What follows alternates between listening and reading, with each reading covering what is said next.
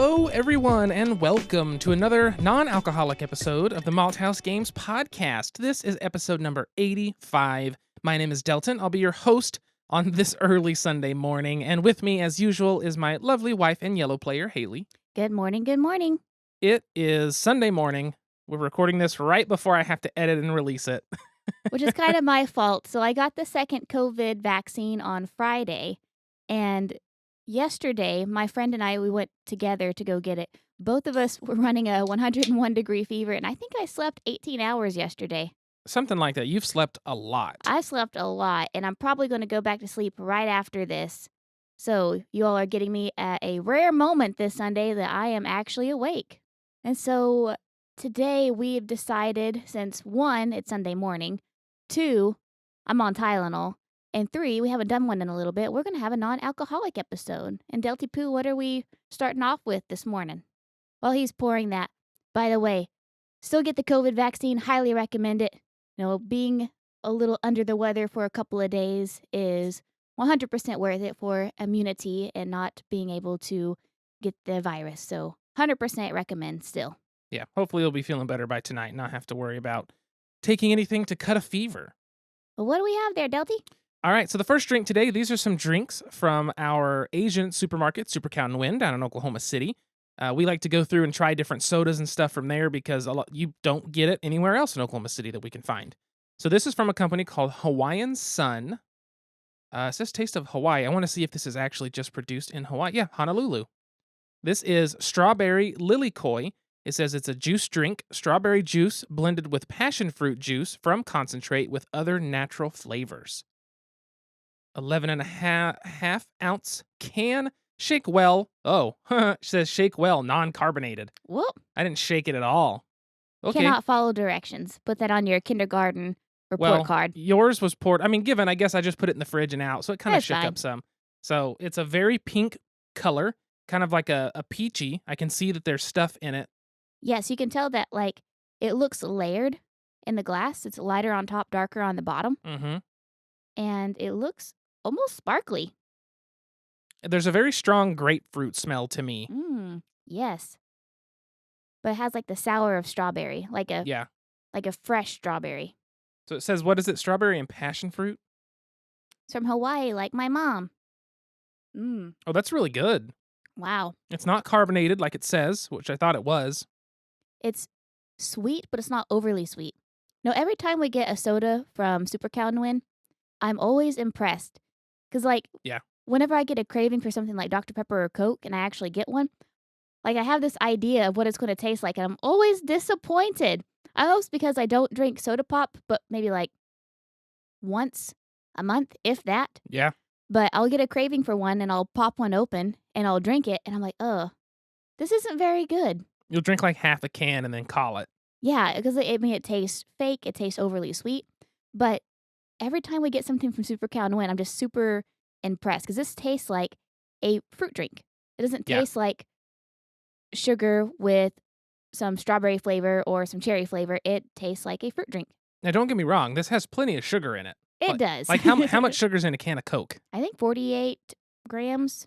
This is only 39. Hey. It says 35 is added sugars. The others is actual natural fruit sugar. Well, it actually says 8% juice on there, I think. 6%. 6%. Yep. It says calories 160 for a can. Not bad. Compared to 210 for a Coke? I think so. Something like that.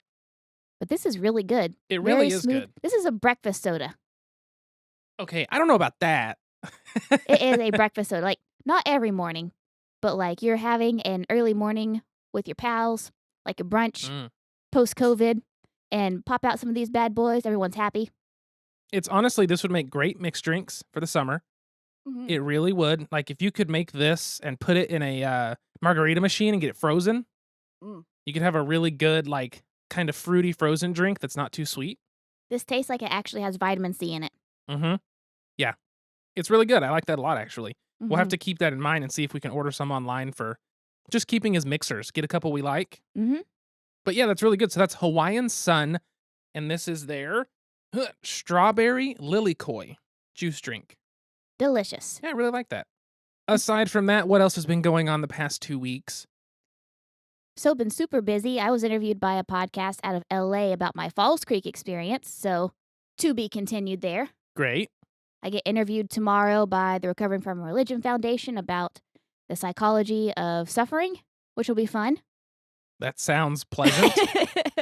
It'll be a lot more fun when it sounds. It's going to end with some Yeah. hope. I I'm promise. sure. And then, so I've just been preparing for that. We've also been switching over websites at work, which has been super fun to do all the tech support every 4.5 minutes, but I'm grateful I get to do it. Yeah. Our website's going great, and I'm really been enjoying it. So I've been busy just with tech support and creating trainings and interviews and all that fun stuff. What have you been up to, Delty Poo? I've been up to essentially nothing. As I talked about last episode, I had my vasectomy scheduled, and I guess it was the Wednesday after last episode, so a couple days after I had my vasectomy. I feel like people don't talk about these things often. The people I know that had a vasectomy, it's just like in passing. If it comes up, they're like, yeah, I had one. And that's pretty much it. But I'm going to say this. If you're thinking about getting one and you're concerned about like, you know, the procedure itself or anything like that, I'm going to say from firsthand experience, worth it. The procedure itself, 10 minutes from the time they prepped and you're ready to go from when they start numbing to the end of procedure was like 10 minutes. Honestly, I would rather do that than go to the dentist. Like, my dental experiences have always been miserable for me because holding your mouth open for a long time sucks. And having 14 cavities is nothing to sneeze at. My jaw is still so tight. Like the other night, eating broccoli, opened my mouth to eat a piece of broccoli, and my jaw started hurting because it's still so just tight and like locked up from that. But yeah, procedure itself was nothing. Basically, on my butt, feet up in the air, ice pack 30, off for 30, on for 30, off for 30. I was on time with pain pills to make sure I managed it, which I don't think I really needed, but I did it anyway. And then ibuprofen and very tight underwear, preferably a jockstrap.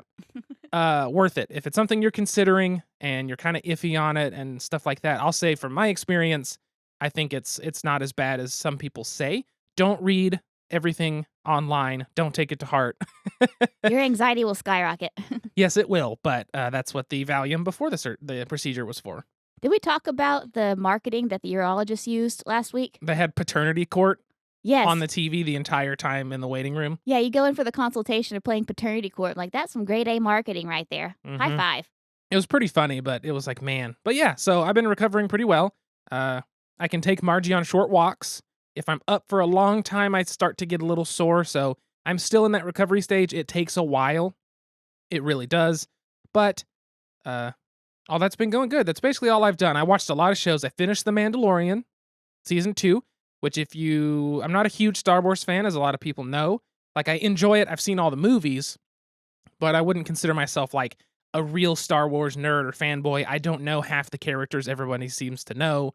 But I think now, objectively for me, that, I guess it would be subjectively, Mandalorian is, I think, my favorite watchable content for Star Wars.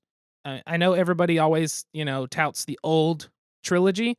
Mandalorian, for me, beats that out by a ton. And it's just the way that they did it. I liked it a lot. I did that, watched a lot of anime, and yeah, here we are. Went back to work this last week, was able to function. Ibuprofen for the win. And yeah. It's been a good couple weeks. It's been a good couple weeks. And now we're back to the point I can sit up at a kitchen table comfortably. So it means we can game again. Yeah, speaking of which, let's talk about our game de la episode. Oh, here's the door. It's straight ahead. It's a game. No joke. This juice drink. Me and Haley just said it as we're like transitioning here. And I'm just going to say it out loud because we both just said, this is really good. It might not have vitamin C, but it definitely has 30 milligrams of potassium, y'all. It's what we need. Potassium's good for the soul, I think. But yes. Okay, the game for today's episode. The last time we talked about this game, I think, at least in any detail at all, was like episode 3, when we talked about the games we took on the train to Austin. Mm-hmm. Today's game is number 9. We mention it, I feel like, all the time. But there's a reason for that because we find it to be very, very good. This English version of the game is produced by Z-Man Games. Original was Abacus Spiele. Game design is Peter, looks like Wickman. These are all a bunch of German I guess the designer's German. Graphic design is Fiore GmbH. I believe that is a graphic design studio. Producer is Jean-Francois Gagne. That's how I'm going to pronounce it. Is French. French language is so difficult. Even from going to Montreal and having tiny pointers from waitresses and waiters, it's very tough.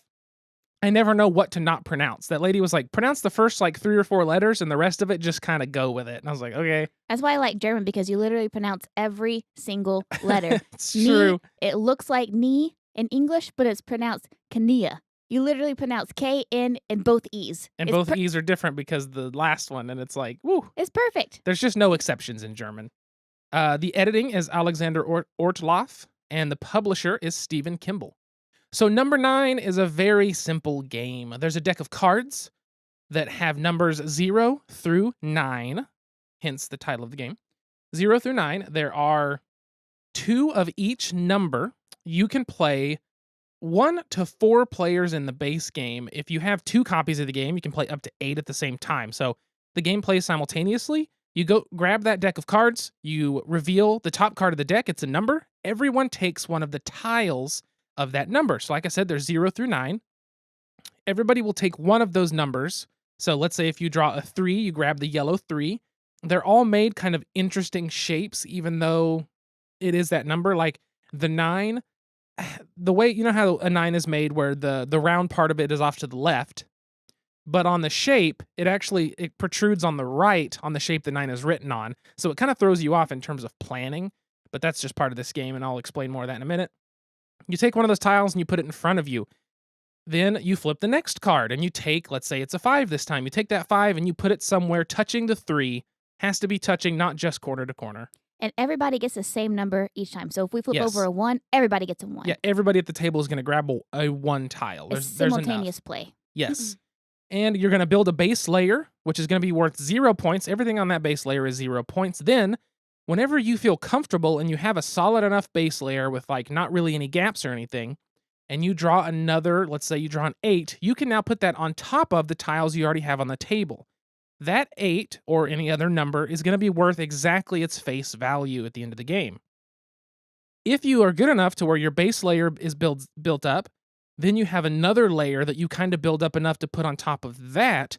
That next layer is going to be worth 2 times the face value, and then 3 times on top of that, 4 on top of that, and so on. I don't think we've ever gotten to 4. I don't think anyone's gotten to 4 times. I know we've gotten to 3 times for like a single number. Yes. You know, but that's basically the entire way the game is going to work. It's, numbers can't hang off. They have to have something underneath them. One number can't be placed entirely on top of another. So you can't take an 8 and put it directly on top of another 8. It has to overlap at least 2 different numbers. So there's a few small rules like that, but that's it. That's the whole game. You're going to flip a card. Everyone's going to take a number tile based on that card, put it on their little tableau, and then move on from there. And you just do number after number after number. And then once the deck is out and everyone has placed 2 of every number, then the game is over and you go through and deconstruct your little tower type thing and add up all the points, and the person with the most points wins. It's really easy to teach as well. Like, this is Yeah. one that passes the drunk mother test. Definitely. Oh, for sure. The only thing that's hard on this one to make sure people get is every number you place must touch another number on that level. Yes. So a lot of times what happens, and this is just one you have to catch, whenever you start placing on the second level, someone will have a spot put like an 8. They'll have another good spot for another letter or number, and they'll put it there, but it's not touching that 8. Like it Yes. has to be touching. So that's something you have to watch out for when teaching, and just, however much of a stickler you want to be.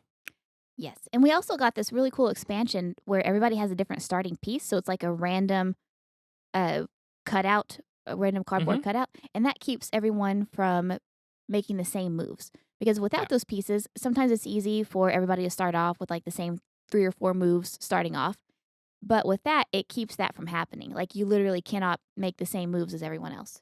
For the most part, yeah. And what it does even more so than that is it provides everybody a different starting base, is how Yes. I like to look at it. Because sometimes when you get like one of the weird starting tiles fits perfectly in the 3 and gives you a great starting base immediately with one number. Mhm. So I really like that. I got both of the little expansions from the BoardGameGeek.com store. So the BGG store has little expansions for all kinds of games and promos. One of them is different start tiles for the different players, and another one are these two little, like, 3 blank L-shaped things. The little fillers. Little filler pieces, and the rule on that is after you place a number, you may place one of those before the next card is flipped. So basically, once you place something, you can put it there and help you expand a base, fill in a gap, things like that. And it just makes the game a little less aggravating at times. Yeah. If you're just like, dang it, if I had something right here, I'd be okay. Now you have something you can potentially fit right there and be okay. And this game is really fun. It's really easy. And it's really challenging, too. It's definitely one that you can play, with up to 4 people. But also, you can play it by yourself. Challenge mode on yourself.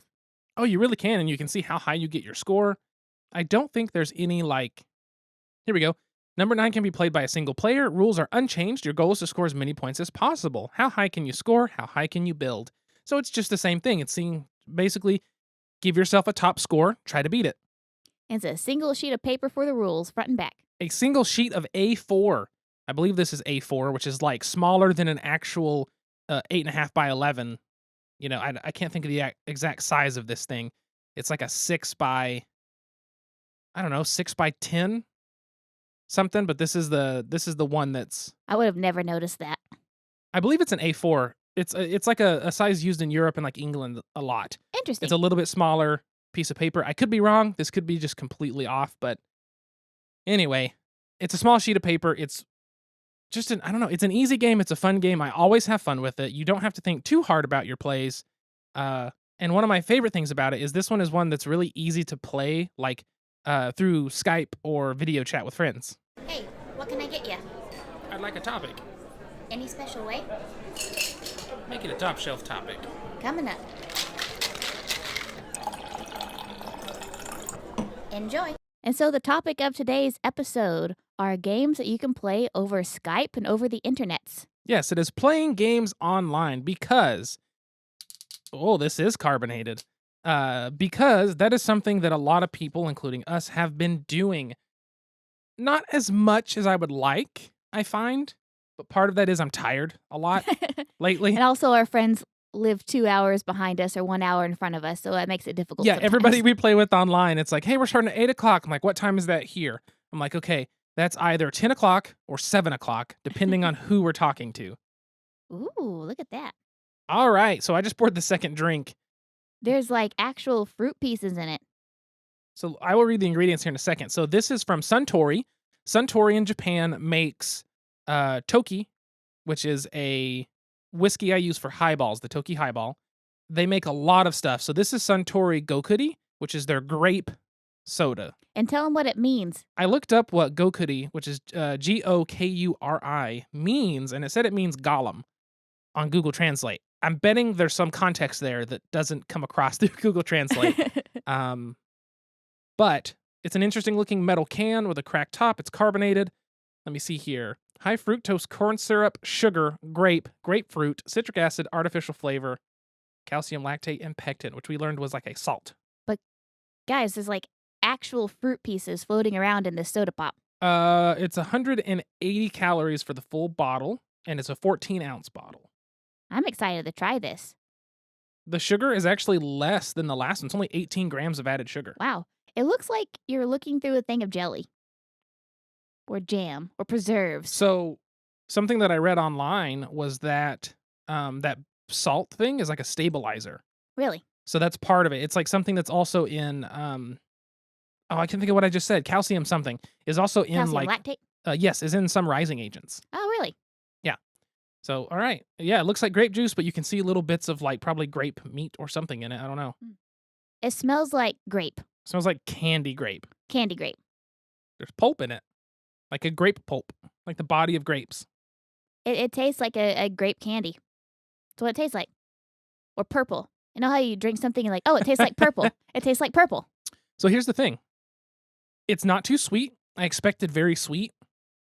It doesn't have the sweetness of like a grape soda that we're used to as kids. It's like a grape popsicle, like the ones you have in the summertime. Kinda, yeah. In those little squeezy tubes. Mm-hmm. That's what it tastes like. Tastes like purple. I don't mind little bits of grape pulp in it at all. I like that. It's a very tame. It's not too sweet. Yeah. It's not too grapey. You can tell there's real grapes somewhere in here. Yes. The texture is phenomenal, though. It's very, very good, actually. That's what I've kind of noticed a lot about drinks that we've got from Super Cow and Win, like your aloe vera drink. Yep. Like the drinks often have a texture to them. And I feel like that's something that's missing a lot in Western drinks. You know, we have carbonated or non, and that's it. But with drinks from either Japan or China or Malaysia, like a lot of those drinks have something that adds to the texture, which is great too. I feel like that's something we're definitely missing out on over here. Something I noticed on one of the drinks I didn't get because it had milk powder in it. They also one of the drinks had, I pronounce it agar agar, but I've heard it pronounced agar agar. But that's I know. I don't know why that's funny. I know it sounds goofy, but that's the plant-based like root that is an additive to use in place of Jello. It provides a Oh, thickening consistency, but if you make Jello with it, it's more of a brittle Jello that like will actually interesting. break apart. Um, but that's something I saw in some of the drinks to add more of a texture inside. So I thought that was interesting. As we have carbonated, non-carbonated, creamy, non-creamy. That's basically it. That's it. But this is really good. This is really good. All right. So moving past that, yes, we wanted to talk about playing games online because, like we said, we have been playing games online. One other thing that we've noticed is you have to look for games, depending on your platform, I guess. We should probably talk about some of the platforms first. One of the things that you're able to do are play full size board games, complicated stuff, through online systems that allow you to play with other people.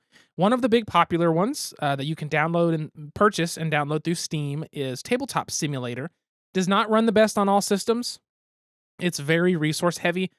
It will make your tiny laptop just spin and run loud and warm, but it's a very cool system where anything can be done. I've been able to play prototypes of people's games on there. You can build your own prototype in it. You can run D&D sessions and have an actual map that you've put together with pieces that they include in the game.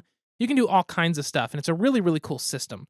They also have Tabletopia, which is a website that has different board games. Now, I think a lot of them are free, but I think there is like a paid monthly service that unlocks all the rest. I'm not too sure. I've only played on there once or twice, and it was one of the things I think where somebody had a subscription, so we didn't have to or something. I'm not 100% on that. There's also Board Game Arena, which is another website, kind of like Tabletopia, that just allows you to play games. And I don't know what's free and what's not on there. I guess I should have looked into that stuff, but I'm just so used to using Tabletop Simulator or like the official version of the games because there is a Humble Bundle out right now for $10 that gives you the Steam code for a bunch of different board games. I'm thinking about grabbing that because I have a lot of friends that are getting them because you can get some of those games that are normally, $10, $15 a piece and you're getting a ton for $10 because they're in a Humble Bundle. It's worth it. Then the last way, which is probably the main way we've truly played games with people this year, I feel like has just been through like Zoom or Discord video chat or Skype or something like that. Yeah, and we've done that with both analog games and online games. There's a few online games we talked about playing Secret Hitler online. Yep. Uh, there's a website called horsepaste.com in which you can play Codenames. And it's really crazy because you can play Codenames in multiple different languages. You can play Codenames with somebody, just the one-on-one version, the team version. There's Codenames After Dark on there, and it's all free. You just create a room, send the link, and everyone can play Codenames together, which is wild. That was really nice because you didn't have to have someone managing cards on a table. Yes. You just were able to click, and if it was correct, it would do it. You just click if it's the red team's turn, blue team's turn. It was a really neat application for it, and I think that's going to be like a favorite. And like if you're missing your younger nieces and nephews or younger cousins, there's play4.com, which is Connect 4 online. Yeah. And there's also a Battleship module. If you just search online Battleship, it will generate Battleship. It looks like a website from 1997, but you can send over a code to them. And you can play Battleship simultaneously as well. That's pretty awesome. Yeah. They would play with the younger kids that way. Yeah, it's really fun to stay connected with people. I've played that with some of my younger kids before in my sessions, and it's really easy to do. But yeah, those are 4 online modules that we've been playing a lot. And the biggest one, I think my favorite one, which is where number 9 comes in, has been just playing through video chat. I feel like that's been the most fun I've had this quarantine time with people. And it's not always been tabletop games through video chat, but just having a video chat up while we're all doing something. Mhm. So, in terms of playing with Jennifer and Nick, we've played number 9, we've played Decrypto, we've played Codenames with them, we played Secret Hitler with them. They are also the ones that introduced the Codenames and Secret Hitler online versions to us. So thank you guys. 100%. But we've been able to play with them on that, and that's been a really fun time. And then there's been times when I've played with Alan and a big group of people through Zoom, and we'll be on Zoom chatting and playing something like Jackbox TV or whatever, that kind of stuff. And that's not necessarily tabletop games, but it's still very fun, and it's an easier way to do it. I know that Ben, friend of the show, Ben Canellis, he has been playing a lot of mega games online, and he absolutely loves mega games, and he keeps trying to get me to join in, and I want to do it. It's such a time sink, but one of these days I'm going to find the perfect time to hop in and be like, I'm so confused, help, because I feel like I would be. However, they always sound awesome. He was just telling me recently about one that's you basically are communicating through email for like a ton of it, and has some hidden roles and stuff. Sounded really, really cool. It also sounded like he was in a very tough spot with his secret role. But those mega games, they run through Discord servers a lot of times. And basically you sign up, you buy your ticket for a couple bucks, they organize it, and then over the course of a weekend, or in this case, the one he's playing now is like an 8-week thing. Oh, wow. Where they're sending basically sending emails and doing stuff like that. And you can find those online. A lot of people are doing that as well. There's all kinds of online meetups for games all over the world right now. So you could find a way to play something with someone somewhere. And I really like this online game playing, especially the ones that are taking place through Discord or online modules and whatnot, because I feel like it is opening up the ability for people to play games without having to drop money, too. It really is. Or even if you do play a mega game, it's $2. We're out. Yeah. Used to, I feel like you'd have to go to like a convention to play a lot of mega games, but this year has really made it where a lot of these games are online. Maybe they were before, Yeah. and maybe they were available online, but I feel like now that we haven't had conventions to play these, it's given an opportunity for people to be able to play more online. I think that's 100% true. It's something that, because when you hear the term tabletop game or board game, card game, what do you think? Sitting around a table with friends, Analog. playing an analog physical game. But the fact that the entire board game and tabletop community has shifted and embraced all this online technology and has been using it to get more people to play games and get more people to be able to connect with their friends at a distance. It's been awesome to see, because before it was like, hey, we could play some games online since we can't see each other. And it's like pretty cool. It's neat. But during this whole pandemic, it's been so embraced that like, I have a feeling this is going to change a lot of the board game community's approaches to gaming now going forward. Mhm. Because a lot of us don't see each other between conventions. Mhm. When's the last time we saw Ben or Alan or Sean or Isaac, And Elijah? I've literally never Andrew. met Jen and Nick in real life. You've never met Jen and Nick. I guess you've met Andrew, haven't you? Yeah, Andrew met us one time, and I didn't remember that before I saw him again at the next Gen Con. But all these people that we meet and we talk to online, we don't get to see in person. So it's really nice to have a video chat here and there or play some games online. And I just love that the tabletop world has embraced it, and now you can find all kinds of places and spaces to play games. And if you're not a fan of the group of people doing it, I guarantee you there's 16, 17 other groups that one of them you will find that you fit and jive really well with. And it's so easy being online.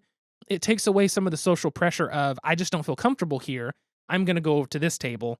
I feel like being online takes that pressure out to where you're just like, all right, disconnect, and then you go somewhere else. And there's not really a consequence to doing that if you're in a space that you're not comfortable with. Right. So I also really enjoy that about the online arena, I guess. It's also led us to make so many friends, like Robin, we've played with Alan's group. Mhm. I really, really enjoyed playing with her. And it's, like I said, reconnecting with Alan and making so many friends. I know, we get to reconnect with all kinds of people, so it's been good. But speaking of all of our online playing... And now, Join us for a Malthaus Games podcast special, Pint-Sized Question. So the question for today's episode as we wrap up is what so far has been your favorite online moment? So it doesn't have to be necessarily, I guess it would be online. What's your favorite moment or favorite thing you've done or whatever during this pandemic experience that has been through some sort of online gaming? So mine is probably getting to know Jennifer and Nick. I feel like I know Jennifer in real life. Mm-hmm. Like, we've played so much together. We have such similar tastes in books. She sent me a few books to check out. I put on my wish list. And one was one I called Bagman that I just finished the podcast on. Like, we're on the same wavelength so often. Yeah. I just feel like I've known her for years and that we're friends and that I've hung out with her. And I've literally never met her in real life. So I really enjoyed getting to know her and her husband over this gaming extravaganza. And their puppers. And their puppers. Big little Jasper. Yes, he's a good boy. What about you, Delty Poo? That's a hard one to say. I mean, obviously, just being able to reconnect and play with my friends has been great. There's been multiple sessions of me and Andrew and Trey playing Scythe and just being bad at the game because we're laughing about something stupid. And then we make mistakes and then we realize, oh, I lost now because I did something stupid because I forgot to do this or whatever. There's been all kinds of stuff, but I think one of my favorites was with the group of guys, Elijah and a bunch of the Destiny people one time were playing Jackbox TV, and it was one of the new Jackbox games where you have to give a presentation. Somebody types or somebody picks a prompt for a presentation, and then you have a partner, and that partner picks the photo that's going to pop up next, and you can write on it and all this stuff. And I had to give a speech. And my speech was on why sex is good. And it was ridiculous and so much fun. And we just laughed because it was so stupid. And that was one of my favorite recent memories of things that I've done. Obviously, there's been a ton, but Hell yeah, sex positivity. That one stands out as just, it was the most stupid but hilarious, dumb speech. That is awesome. Yep, it was good. Yeah, so I feel like, we've made the most out of quarantine when it comes to board gaming, and whether it's playing with each other or connecting with friends or, making new friends. And so we really hope that you guys can use some of these resources too to have your own fun experiences, have your own fun game days from across the country. It's great.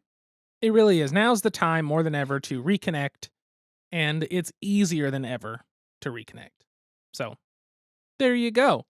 Well, Mutton, you want to do our shout-outs? Yeah, before we get out of here, I'm going to give a nice shout-out to all of our amazing Patreon. I keep saying backers. They're technically patrons. Patrons. Which makes sense. But our Patreon patrons, the people who support us on Patreon at the level in which they get a shout-out on the podcast. Our Patreonicals. Which is Allison, Alan, Jesse, Catherine, Jennifer, and Cliff. Thank you all for supporting us at the level in which you get shouted out on the podcast. Thanks to all of our amazing Patreon patrons. Make sure, if you want to be like them and get shouted out on the podcast, shouted out on Twitter, or access to our Discord, which right now is still patron and close friend only Discord, you can go to patreon.com/malthausgames, MALTHAUS games. Make sure to find us and follow us on all social media at Malthaus Games. You can find me personally at Delton Brack, DELTONBRACK. You can find Haley at SQUIRRELYGEK. That is at Squirrely Geek. I feel like you say those double letters faster and faster every time until they no longer make sense.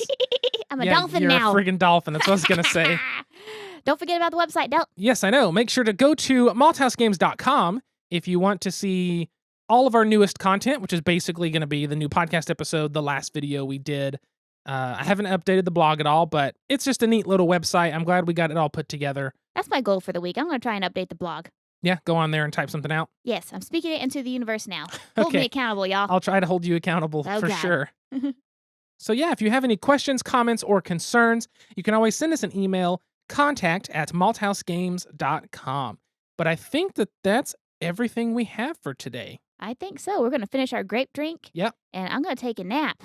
I'm going to get to editing because it is 10:05 a.m. and this has to be out in 2 hours. So if I start editing right now, I can get it done by probably 11:30. I So believe in you. we're going to do it. So thank you again for tuning in and listening to the Malthaus Games podcast. Please be sure to like, share, and subscribe. Give us a thumbs up, a 5-star rating, whatever you can do to help us out. And share it with your friends that like board games if they like board game podcasts. And your drunk mom. And your drunk mom. Because you never know, games like Number 9 sometimes are just a huge hit. They are. So thanks again for tuning in, and until next time, sit back, relax, grab a drink, and play some games. We'll see you folks later. Goodbye. Bye.